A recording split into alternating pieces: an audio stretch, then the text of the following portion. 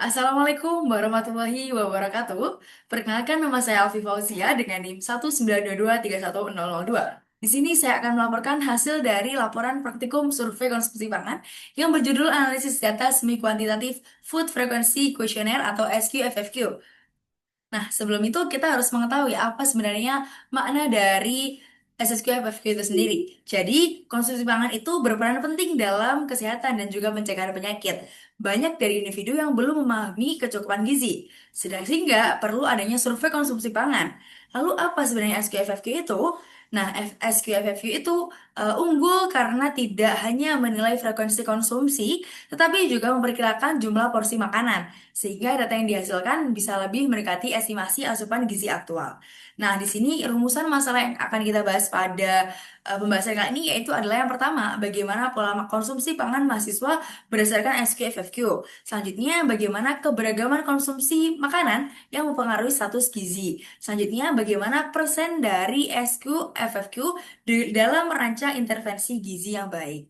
Nah, selanjutnya kita akan masuk pada tujuan praktikum. Yang pertama, secara umum, kita akan dapat mengetahui pola konsumsi pangan mahasiswa dengan metode SQFFQ. Selanjutnya, untuk tujuan khususnya sendiri, yaitu mendeskripsikan pola konsumsi mahasiswa, menganalisis keberagaman konsumsi, dan juga hubungannya dengan status gizi. Selanjutnya, mengevaluasi peran SQFFQ dalam memberikan rekomendasi gizi itu sendiri. Nah, masuklah kita kepada pembahasan di mana di sini akan ada dua data yang kita akan gunakan. Yang pertama data pasangan dan juga data kelompok. Yang pertama adalah data pasangan, di mana kita di sini menggunakan scoring di mana untuk hari itu yaitu berat dikali dengan frekuensi per harinya. Lalu untuk minggu itu kita menggunakan frekuensi per minggu dibagi 7, lalu dikalikan dengan frekuensi beratnya. Lalu untuk bulan, frekuensi per bulan dibagi 30, lalu akan dikalikan dengan frekuensi jumlahnya. Nah, di sini kita bisa lihat bahwa untuk total dari kecukupan energi pada data pasangan kita yang bernama AM, di sini yaitu sekitar 44,6% untuk energi sendiri, lalu untuk proteinnya sebanyak 27,8%, lalu untuk lemak 22,4%, untuk karbohidrat sebanyak 55,4%, untuk gula sebanyak 106,3%, dan juga natrium sebanyak 28,6%. Nah, dari sini kita bisa lihat untuk nilainya atau bagaimana apa ya komponen pemenuhannya. Jadi di sini memang untuk beberapa sangat di bawah rata-rata, sehingga di sini dapat dihasilkan bahwa hasil tersebut menunjukkan adanya pola konsumsi yang tidak seimbang, di mana ada defisit pada energi, protein, dan juga lemak, serta relatif rendah pada juga natrium, tetapi berlebih pada gula. Nah, kondisi ini akan berpotensi mempengaruhi status gizi responden dalam jangka yang cukup panjang. Misalnya, resiko kekurangan zat gizi makro, namun juga resiko penyakit metabolik akibat kelebihan gula bila pola makanan terus berlanjut seperti demikian. Nah, secara keseluruhan dapat disimpulkan bahwa konsumsi ini menggambarkan bahwa responden AM tadi beresiko kekurangan energi dan juga gizi makro. Namun, mengkonsumsi gula tambahan lebih tinggi dari yang dianjurkan. Sementara asupan natriumnya juga tergolong masih aman. Nah, kita beralih ke selanjutnya yaitu terkait hasil dari data kelompok. Di mana di sini kita menggunakan 17 data responden yang akan kita sudah lakukan tanya jawab terkait beberapa hal dari makanan-makanan yang sudah dimakan. Yang dimana di sini untuk distribusi usianya mulai dari 19 hingga 21 tahun.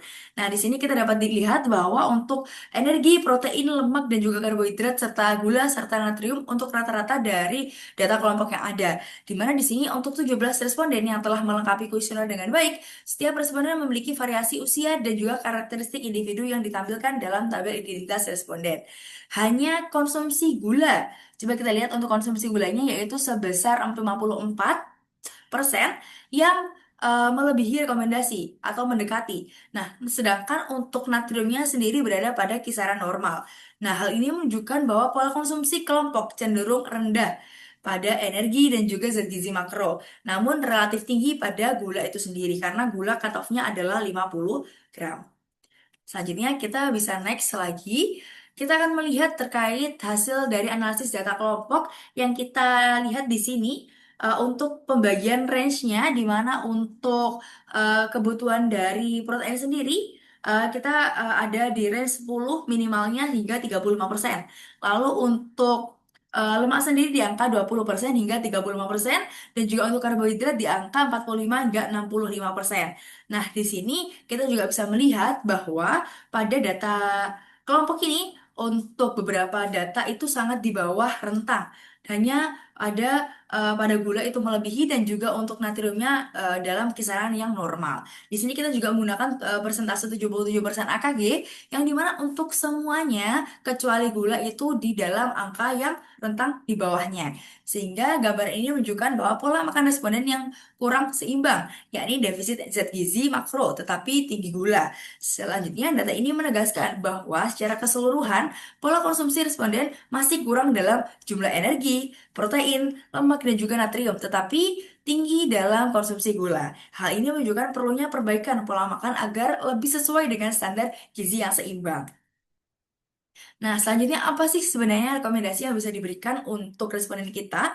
Yang pertama yaitu meningkatkan konsumsi sumber protein hewani dan juga nabati yang berkualitas, mulai dari ikan, ayam tanpa kulit, telur, daging, rendah lemak, serta kacang-kacangan atau produk olahan seperti tempe maupun tahu. Selanjutnya memperbanyak variasi sayur dan juga buah-buahan segar di tiap harinya. Lalu mengurangi frekuensi dan porsi makanan olahan tinggi garam, gula, dan juga lemak atau GGL. Selanjutnya, mengoptimalisasikan edukasi gizi seimbang, lalu mengganti bumbu siap pakai dengan bumbu yang segar.